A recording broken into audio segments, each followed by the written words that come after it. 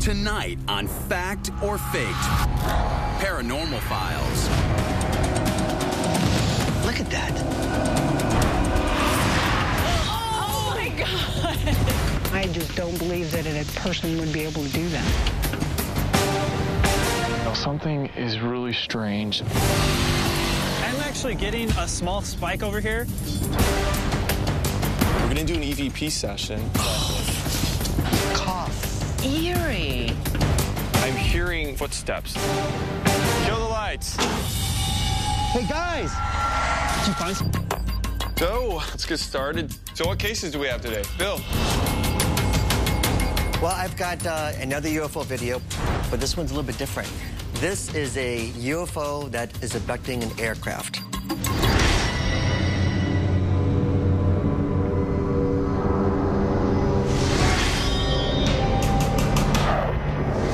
Oh my God. Watch what happens after it makes contact. Okay, what it does after it makes contact, it drops down for a second and then shoots up. Does that seem unusual? I guess it depends on the phenomena we're talking about. I mean, if this makes it look like the weight of it was pushing the plane down. Was there a report of a plane that mysteriously disappeared over Southern California? I didn't hear anything about this, and it's not like it's flying over the Bermuda Triangle. You know what I like most about this video? The UFO flies like a hummingbird. Well, it sounds pretty much like a cool concept, but it's probably CGI. Let's see what else we have today. I have a great video. It comes from Mike Geyer. He and his friends have a really interesting hobby. It's called creeping. They sneak into scary places just for the thrill of it. I've actually dubbed them creepers. So on one of their creeping expeditions, they find themselves in an abandoned hospital right here in LA, Linda Vista. Hospital's renowned in the area for being super haunted.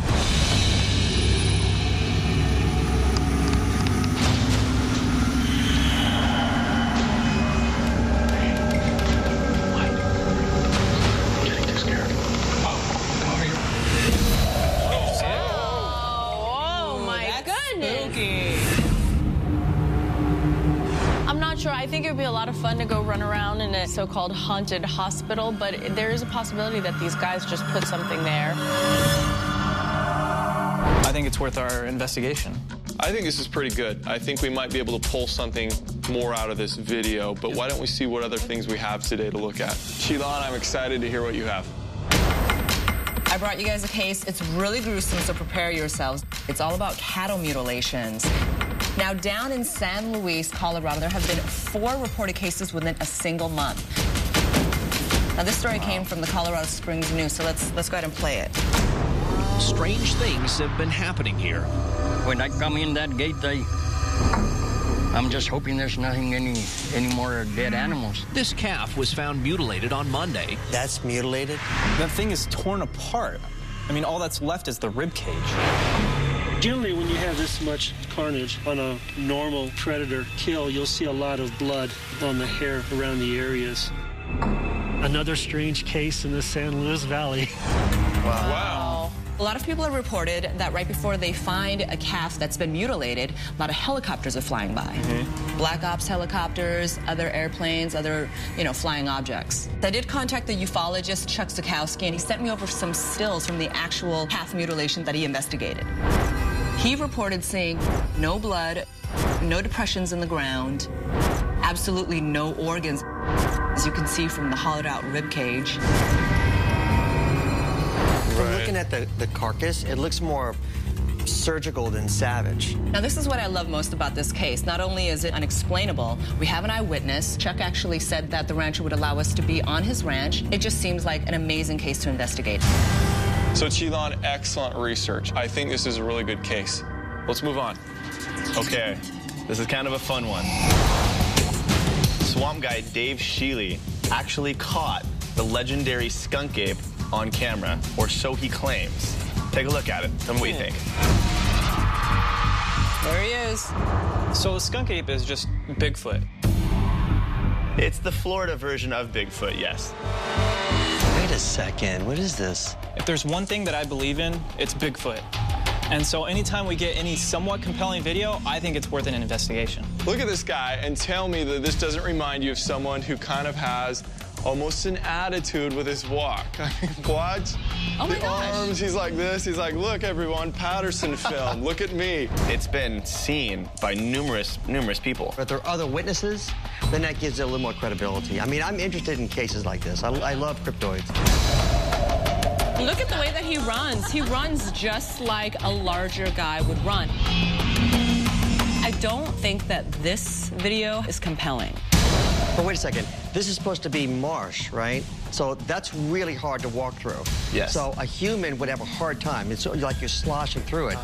Well, that's a good point, Bill. I spent a lot of time in the Everglades, and we went throughout the expanse of the park, and there are a lot of marshy areas. There are alligators everywhere, and it wouldn't be easy to just stride along this way. What do you say we shelf it for now and see what else we have today? I agree. So, Jael, I think that brings us to your case in Indiana. There's a woman named Caroline Milligan who was suspecting some paranormal activity in an old cemetery near her home.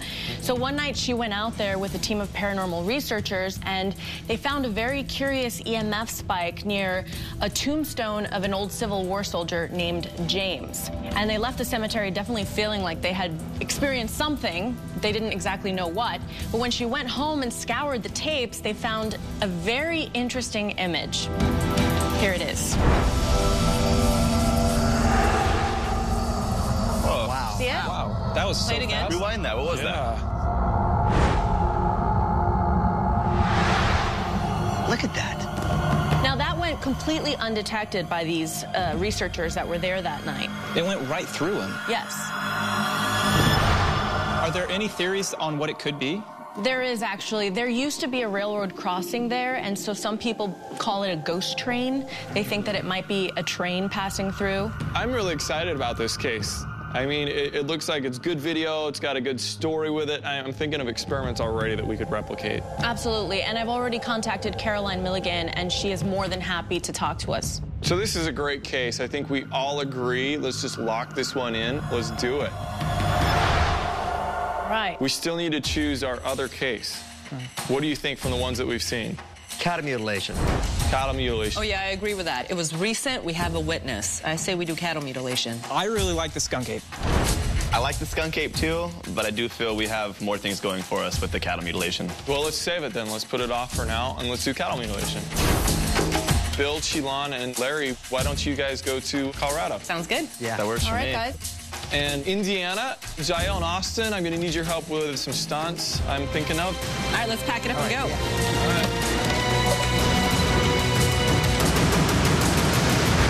Coming up on Fact or Faked Paranormal Files. What is that? When it came out of focus, it looked pretty good. We saw footsteps. Was that you?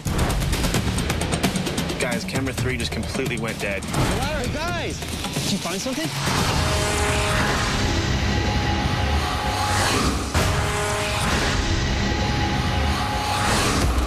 It's all about cattle mutilations. There have been 4 reported cases within a single month. And let's do cattle mutilation. There's a woman who was suspecting some paranormal activity in an old cemetery near her home.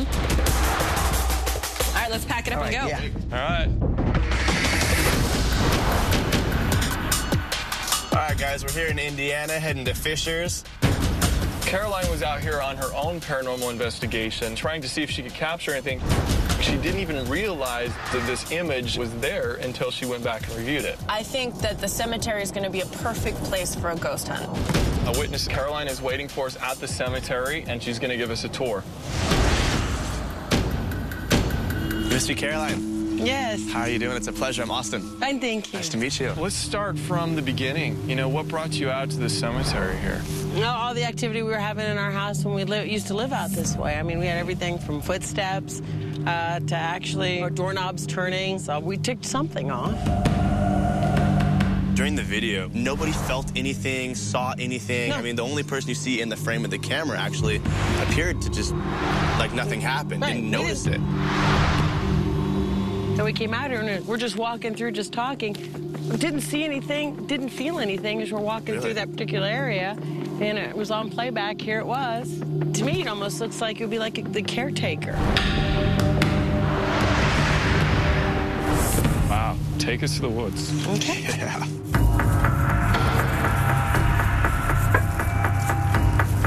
So Caroline, recreate for me the night. Well, we were coming to see if we could get what we thought was in our house, if we could catch them actually kind of here on their home turf. I know Indiana had an overwhelmingly large amount of Civil War soldiers, right? Yeah, we did. But there's only one that's buried here. We started doing research and found out that he was buried not too far away from where we lived.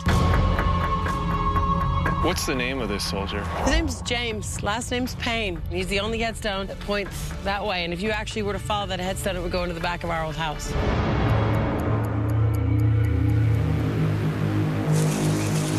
This is it. So this is James' headstone right here. Yep, yes it is. Company 39th Infantry. So what exactly do you know about James? He's classified as a deserter on his draft card. And how did you find this out? I went down to Indianapolis and I was able to look up his draft card. It showed that he was a deserter. Thank you so much, Caroline. You're been a pleasure. I think we start our experiments, then we break out our equipment, and we spend the night here and see what happens. All right, guys, let's get started. Tonight, we've prepared 3 experiments to recreate what Caroline captured in the cemetery. We have a mechanical experiment, we have a natural occurrence, we have a human experiment to try and explain what happened that night. All right, guys, I got my helmet. I'm gonna go grab the ATV to get ready for the first experiment. First experiment we're doing, we're testing a theory that people think it was just a vehicle just driving past the camera. I'm gonna get on an ATV, I'm gonna haul as fast as I can right by the camera, see if it looks anything like the video. I'm not really sure what this is going to look like, but my feeling is that we'll probably be able to make out the ATV and Austin's body on our camera. But if we get him zooming past at a certain speed, then maybe it will look like a blur. I'm going to say that the camera person was right about here. Let's give him enough room between here and the tree. So let's face it directly toward this tree. That's about right. Right there. I mean, that's where I would hold it. We're going to take our tripod and camera and try to match about the same height to where that was. All right, what do you think, Ben? Are we ready to go? Let's call Austin and see. Hey, Austin. Start your engine.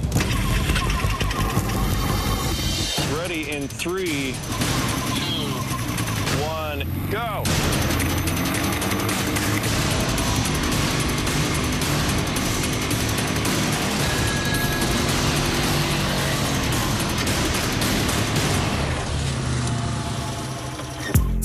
The original Caroline video, you can see the outline of the main light, you know, what they're describing as a lantern, but there's 2 other faint lights here, and you can actually almost see all the way through it. It's transparent. Let's play here and try and compare the visuals.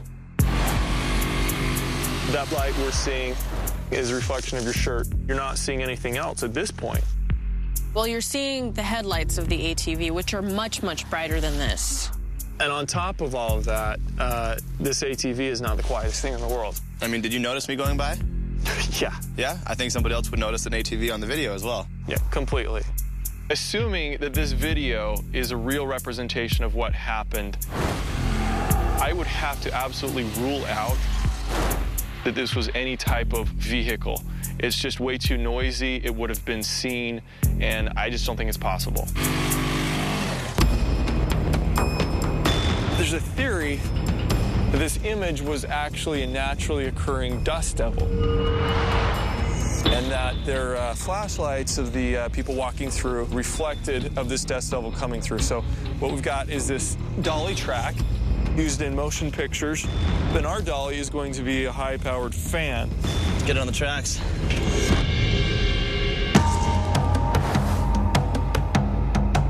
Let it be known that Austin still plays with dollies. Till the day I die. What we're gonna do is we're gonna put Fuller's Earth underneath the actual track. And Jael will be pulling it along. And as it goes over it, I'll be back here filming. And hopefully we'll get it to suck up enough of this very fine dirt with the reflected light And when it passes through, we'll see the same thing that we saw in the video. Looks good, looks good. Let's power up the fan. Hey, Austin, kill the lights. Got it. Camera's rolling. Fan is ready. Okay, go ahead, JL.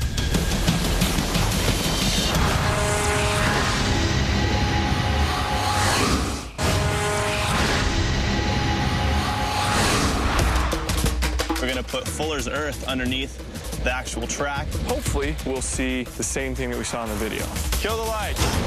Camera's rolling. Let's power up the fan. Okay, go ahead, JL.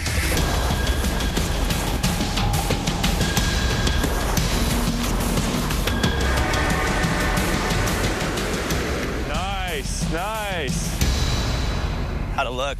The whole kind of plume lingered in the air quite a bit. In the video, when it comes by, it appears and then it disappears.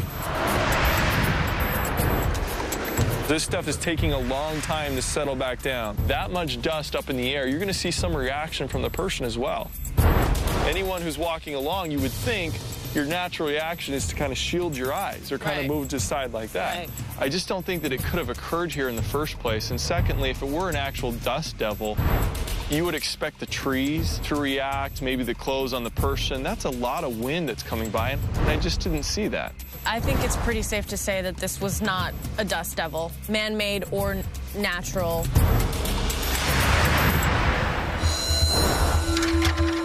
We can't completely dismiss that this could be a hoax. One of the best ways that we could try to replicate this is by building a curtain of water vapor. All right, let's see if we can get this balanced up here, and then we'll tie it down. Okay.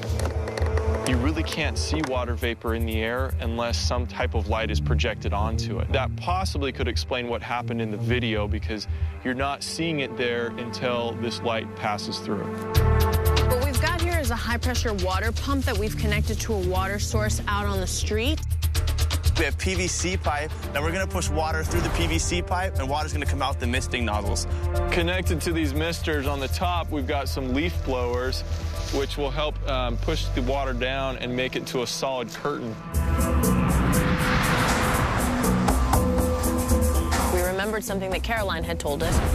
She believed that what she saw in the video was a person. It was not a train. Austin is an athletic guy. We thought that he would be able to run as fast as we needed him to run through that mist and try and create the effect that we were looking for. It's really important that you get far enough back and get enough speed so that when you pass Jael and myself that you're clipping. Got y'all framed up. I'm rolling. Okay, Austin, power up your light. Go.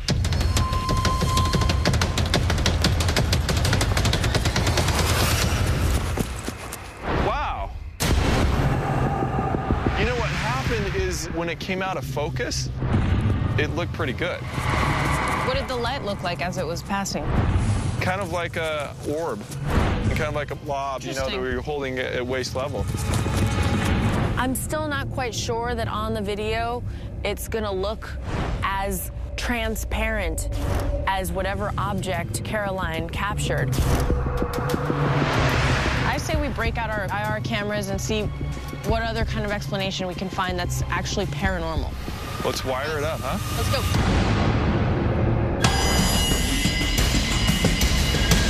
Our attempts to recreate the Phantom as an elaborate hoax or a natural occurrence weren't entirely convincing. So now it's time to look at a paranormal investigation.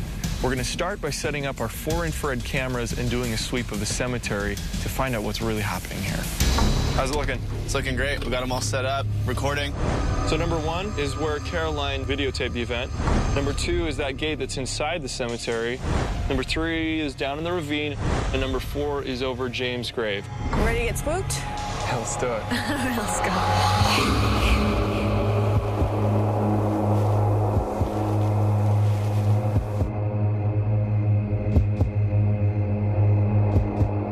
Look at this one. Zebulon Hartman, 1807, 1843.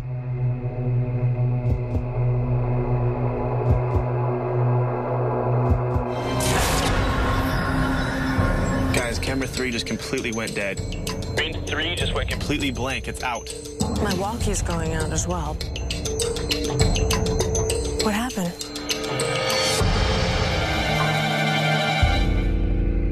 Something is really strange. I try not to blow things out of proportion, but when I'm walking around, I'm hearing little bits of like leaves, like moving. We've been out here a while now, and I can't help but feel that somebody has been walking beside us ever since we started our first sweep. I'm hearing leaves rustling on the ground when there's no wind, and it kind of seems like they're footsteps. And it sounds as if somebody is keeping pace with us with their footsteps. Maybe we should look for any leaves that move from those footsteps you've been hearing.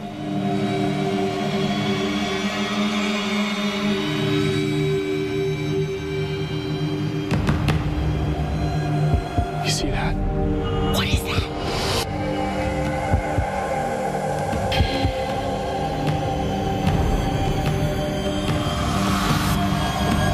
Did those leaves just move?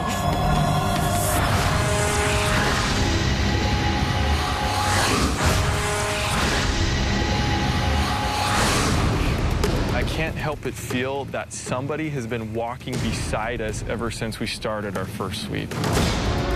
What is that? Did those leaves just move? That's really, really strange. We have to try and see if we can capture it on your camera. So I'm gonna zoom in pretty good, and we're just gonna crouch down, okay? As low as we can. Now you focus wherever you focus that light, I'm gonna try to follow it.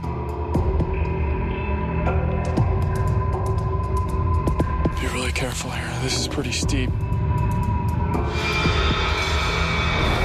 Didn't happen that time. No. It's like I turned my light on and now it's not happening. That was really strange. It may have been an insect.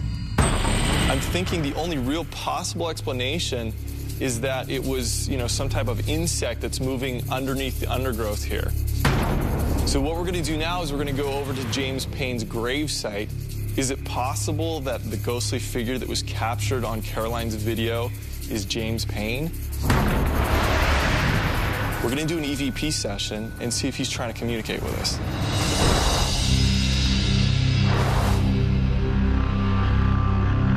The night vision camera is close enough, we'll be able to detect if any individual leaf moves. We've got our EVP audio recorder right here. We're going to sit down. Let's do a session. Ready, guys? James, was it you who was in the video that we were investigating tonight? James, Ben and I had some odd experiences tonight here in the cemetery. We felt that someone led us to your gravesite. Was that you? We saw footsteps, or what looked like them. Was that you?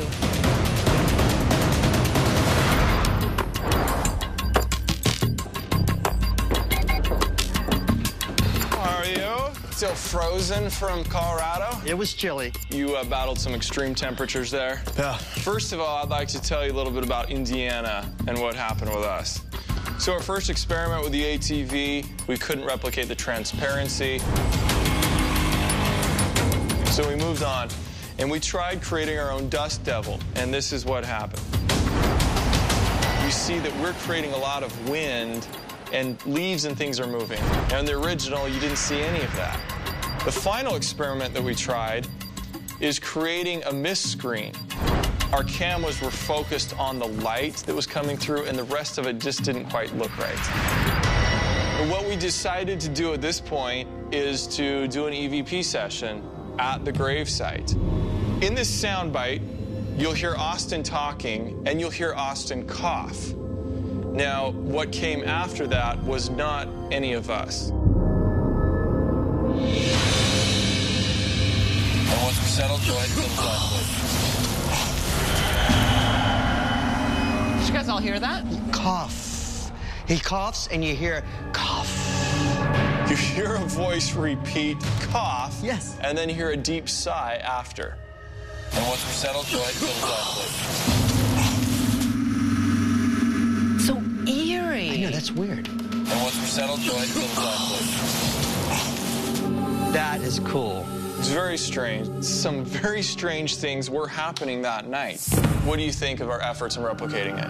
I don't think you were able to exactly replicate the videos, but you were still able to obtain good evidence of the paranormal. The efforts were great in the experiments, but I think that this video is a fact. We did not debunk the video. Hey, just like I originally said, perfect setting for a ghost story. I agree. I think this could very well be a paranormal case. We weren't able to replicate the video. I think that there is something still unexplained in the cemetery of Indiana. So that was Indiana. What happened in Colorado? Well, if you remember the news segment that Chilan brought us about the 4 cattle mutilations in San Luis, Colorado, we had compelling video and a seemingly credible witness. Here's what happened.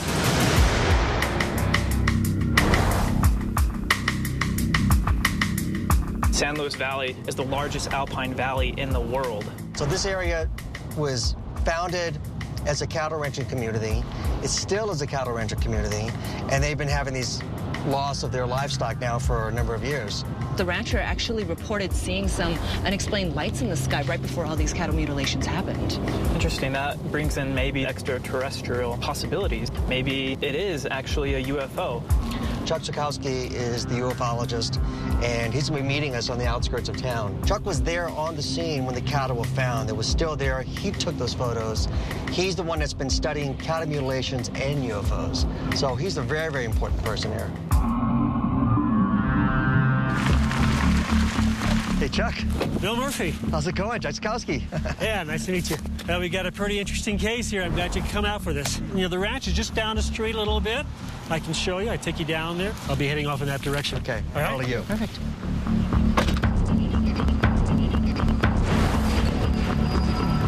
Mr. Sanchez, I'm Larry. Good to meet you. Mr. Sanchez, I'm Chilan. Nice to meet you. Hi, I'm Bill. I guess our first question would be, how did you happen to stumble upon these cows that were mutilated? I just came on check on my cows. Happened to find those 2. Daniel, can you show us where it happened? Yes. Follow me. All right. Okay. Okay, this is the area right here where the calf was found. Where did you find the carcass when you first arrived on the scene? It was actually laying right here underneath the tree.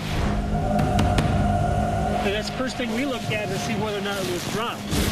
And it was almost as if someone laid it here. Both of you guys saw this calf and the carcass. What do you think caused it? I mean, were there certain incisions? Were they surgical? Was it clean? Was there any blood, any fur, any tracks around? So when you just see an animal laying there completely void of its internal organs, gutted out, and there's no other debris anywhere around on the ground, no blood markings on the hide, then you're going, this doesn't look like a known predator kill. This falls into an unknown death. So when did you last see these calves alive? The day before. I usually come pretty often to check on the cows. Previous to this morning of walking upon this cow, had you seen anything out of the ordinary? Well, in August, I saw some lights over there in the other place. It come out of the mountains. Really? What do you mean it comes out of the mountains? Like seeing that hill there, I could see it where it come out. What? And did it move? Did it follow? It moved real slow. We learned Manuel Sanchez witnessed an unexplained light that was hovering over the mountain. Where the light ended up is where he discovered the mutilated cow, but the carcass disappeared soon after. Our plan is to sweep the area, look for paranormal evidence such as unusual magnetic fields or even traces of radiation. We also hope to find remnants of the cow that we can have tested for abnormalities. I have the EMF reader, you have the Geiger counter. We want to check for different levels of radiation, magnetic field changes, all of that stuff. We'll start out at the cypress tree that Manuel showed us. That's where he found the 4th calf. I want to start reading my tri-field meter, seeing if there are any anomalies in the area. Natural radiation occurs. Yeah. So you just look for like a baseline, see what the whole area is generating. If you have a spike at the site, that's something we have to be cognizant of. Okay. I'm not getting anything at all, not even right over here by the stick, which is where Manuel pointed out to us that he found the 4th mutilated calf. I'm going to try to uncover the area and grab some samples. That was a pretty big cow that was here, and there's got to be some remaining thing, just couldn't completely disappear. Okay, guys, I'm actually getting a small spike over here. Hey, guys! Did you find something? Yeah, I did.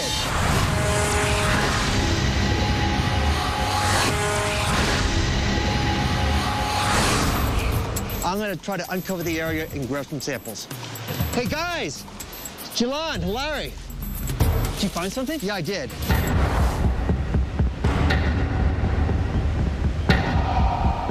I found a bone from a cattle. Oh, wow. Let's not even touch this bone. Excellent. We got these samples. Let's get out from under here, guys.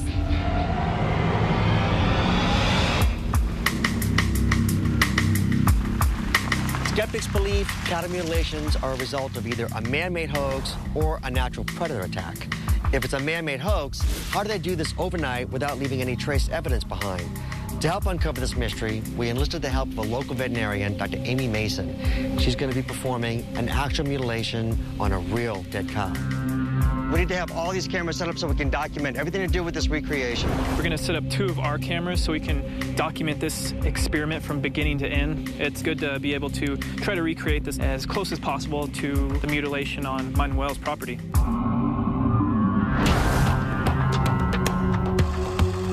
I think this is probably our vet, Dr. Mason. Hello. Hey. Dr. Mason let us know that the cow has died of natural causes, and it's gone ahead and registered our experiment with the American Humane Society. And we've also promised that after the experiments, this calf will then be moved to the wolf sanctuary so that it does not go to waste. She's going to help us try to replicate the evidence that we found with the mutilated cattle, which shows very precise incisions. Now, on the edges on some of these incisions, it appear to be burn marks. We're hopeful that by using an electrocauterizer, we can mimic some of these same results. Let's try this. Let's go right for what this is. It's coming up like this. There it goes.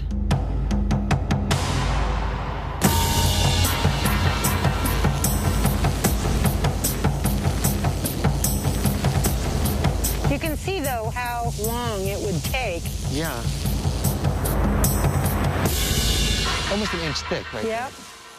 So this isn't something that someone can easily and quickly do? No. And, you know, from looking at how it does burn the edges a bit of the flesh, Yeah. I mean, it's cauterizing it. So Yes. if there was a blood flow, it could seal those vessels so you Yes. wouldn't have much of bleeding. Yeah, I am noticing that there is no blood. There's no blood. Dr. Mason first used the cauterizer. It started to look very similar, very clean, precise cuts. The only drawback from that is, 1, you need an electric source, and 2, it just took forever. I'm not saying whoever did those weren't out there all night, but it is just very unlikely.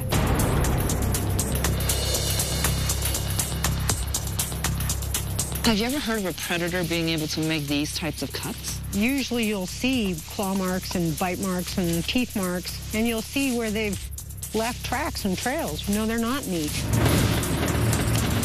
This happened in 24 hours. Now, where did the mess go? The cauterizer didn't prove very practical in this sense. Maybe it was something portable that made the cuts, possibly a laser. So, Doctor, actually, we have a laser. Maybe we can try to use that as make some precision cuts.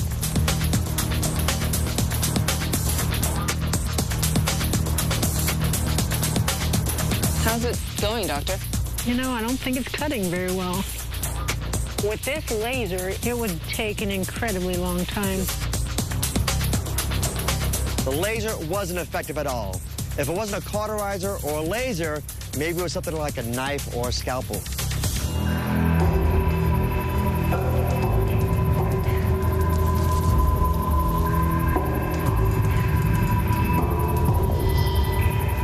You notice how the cuts end up being a series of smaller cuts. We can see that all the instruments that we've been using, none of them really exactly match the photos that we've been looking at. The blades cut through easier. The cauterizer leaves the slight carbonization at the tissue's edge, and the laser isn't satisfactory at all. I don't think that there's a person that's capable to clean out a carcass like the pictures that we saw. The carcass was completely cleaned out, void of any meat any organ material, any vessels.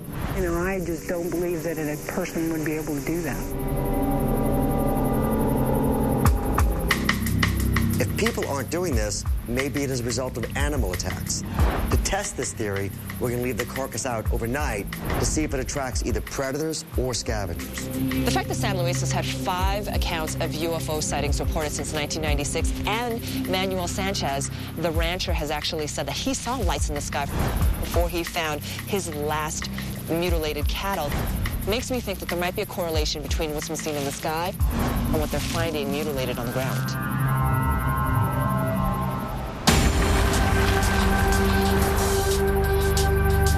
So instead of just doing 4 cameras out into the field, I think we should put one skyward. What do you guys think? Now let's aim it northward. All right, so base camp will stay here, and then you guys will go out in the field. It's a good idea. Let's just stay in radio contact with each other.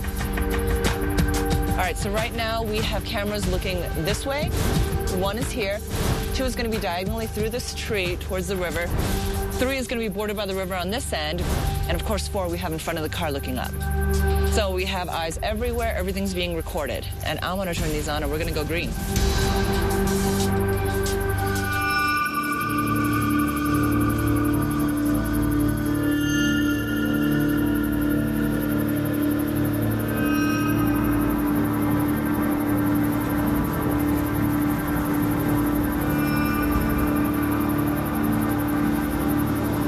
See that over there? Where? Looks like something fell. Let me go take a look. All right. What is that?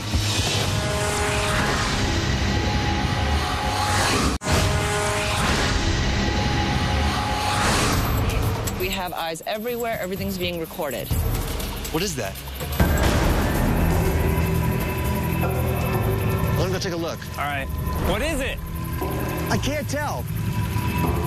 That's just a log.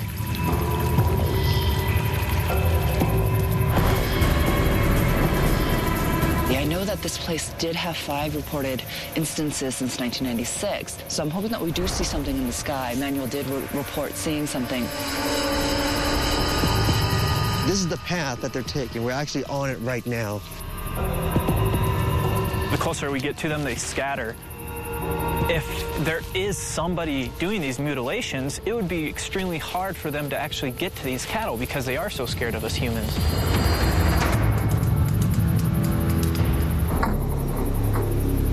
I think we've scoured this whole area, but I don't think we're going to have a fresh mutilation that we're going to see tonight. We knew the chances were slim that we would encounter anything that could explain what's happening here on the Sanchez Ranch.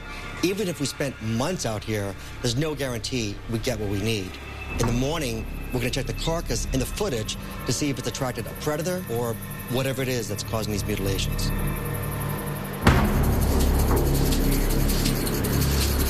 Yesterday, we tried to recreate the cattle mutilation as something being man-made, but we weren't very successful.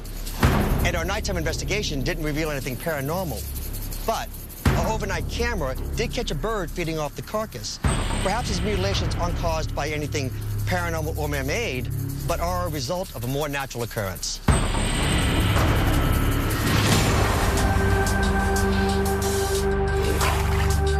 One of the theories on the mutilation of cows, on how the precise incisions get there, is from natural bloating from within. So we have an experiment here to try to replicate that, see if we can get those precise incisions. So I have the new bladder here. We're going to put that into the spot. And this is our large cow hide. One of the big differentiations between just a cow dying of natural causes out in the pasture and a cattle mutilation is the presence of surgical-like cuts within the hide. So what we've gone ahead and done is found consumer-grade cowhide, and we've mounted it onto a large board. And we've put a balloon in there that we can blow up with air to mimic the natural gases expanding underneath the skin. Hopefully we can make that balloon blow up to the point that it would split the skin and it would create these very surgical-like incisions within the hide. Okay, you guys ready? Yeah. Ready whenever you are. Here we go. Let's start. It's blown up pretty nice. It is blowing up.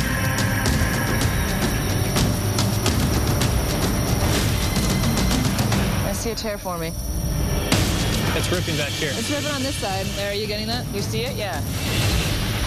That's really precise. Now, one of the things that is a hallmark of some of these mutilation cases is radioactivity in the area. Believe it or not, there was a slight trace of radioactivity right where the mutilated cow was found. We decided we would do our darnest to fan out and look for any trace evidence, but it was right under the tree where we found a single bone. We had it analyzed by Dr. Thomas Wade, who's the director of zooarchaeological studies at UCLA, and it came back completely normal. Although it was a cow bone, we thought maybe it was from the fourth mutilation. There was nothing unusual about it. We were actually lucky enough to find a cow that had died of natural causes, and we contacted a local veterinary surgeon, Dr. Mason. She came out to help us try to replicate these mutilations. She used a cauterizer, a sharp knife, and a high-powered laser, but it made too big of a mess, and it was just way too slow. So we came to the determination, if a trained professional couldn't do this, nobody else could either. So now that we have this carcass, we thought, why not put a camera on it and watch it overnight? The footage that we got of the cow that we left out showed that there were a lot of birds preying on this carcass. So we thought, okay, that pointed us towards natural theories, natural occurrence theories. So we had to start looking at that. So we thought, why not do a bloat test? A lot of theories out there say that these animals that died, their natural gases within their bodies actually cause their skin to expand and bloat and then rip and look like surgical incisions. So for us to mimic that, we went ahead and got a chamois, and we started expanding that to see if we can get the same results. And you've got to take a look at this. It's ripping. Yep.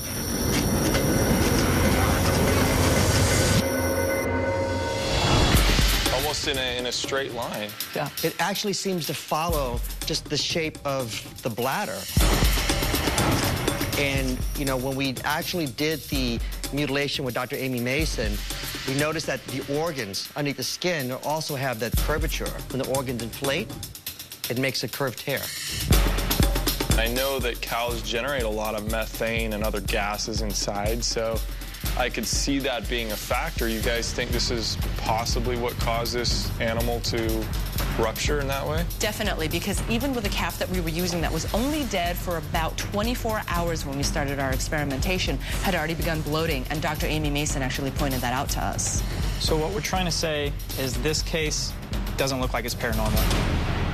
Given the indicators of the bloat test and how the scavengers were picking on the carcass posthumously, I would say that it is a natural phenomenon.